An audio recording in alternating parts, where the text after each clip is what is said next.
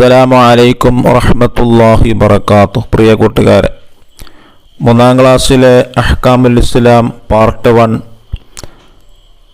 5-ാമത്തെ chapter കലാമുല്ലാഹ്, അള്ളാഹുവിൻ്റെ കലാം എന്ന പാഠത്തിലെ തദ്രീബാത്താണ് വായിക്കുന്നത്.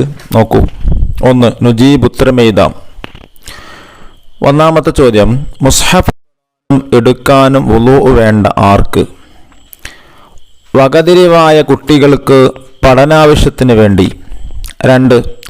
മുസ്ഹഫ് സൂക്ഷിക്കുന്ന കവർ തൊടാനും എടുക്കാനും വുളൂ വേണം എപ്പോൾ? മുസ്ഹഫ് അതിലുള്ളപ്പോൾ. 2. നംലഉൽ ഫറ, വിട്ടുപോയ ഭാഗം പൂരിപ്പിക്കുക. 1. ഖുർആൻ അള്ളാഹുവിൻ്റെ കലാമാണ്. 2. മുസ്ഹഫ് എടുക്കാനും തൊടാനും വുളൂ വേണം. 3. മുസ്ഹഫ് നിലത്തോ വൃത്തിയില്ലാത്ത സ്ഥലത്തോ വെക്കാൻ പാടില്ല. 4. മുസ്ഹഫുമായി വരുമ്പോൾ എഴുന്നേറ്റ് നിൽക്കണം. 5. മുസ്ഹഫിനോട് അനാദരവ് കാണിക്കാൻ പാടില്ല. ഈ ഭാഗം വിട്ടുപോയ ഭാഗം എഴുതി കൊടുക്കാം. 3.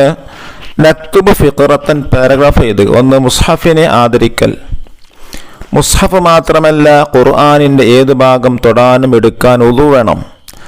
മുസ്ഹഫ്, കവറ്, പെട്ടി തുടങ്ങിയവ മുസ്ഹഫ് അതിലുള്ളപ്പോൾ വുളൂ ഇല്ലാതെ തൊടാനും എടുക്കാനും പാടില്ല. അത് കുറ്റകരമാണ്. ഖുർആൻ അള്ളാഹുവിൻ്റെ കലാമാണല്ലോ. അത് നിലത്തോ വൃത്തിയില്ലാത്ത സ്ഥലത്തോ വെക്കാൻ പാടില്ല. മുസ്ഹഫ് ആദരിക്കണം. അത് കൊണ്ടുവരുമ്പോൾ എഴുന്നേറ്റ് നിൽക്കണം. അതിന് നേരെ കാൽ നീട്ടുകയോ അതിനോട് അനാദരവ് കാണിക്കുകയോ ചെയ്യരുത്. കൂട്ടുകാരൊക്കെ തദ്രീബാത്ത് വൃത്തിയായി എഴുതുക. അല്ലാഹു തൗഫീഖ് നൽകട്ടെ. അസ്സലാമു അലൈക്കും വറഹ്മത്തുള്ളാഹി വബറകാതുഹു.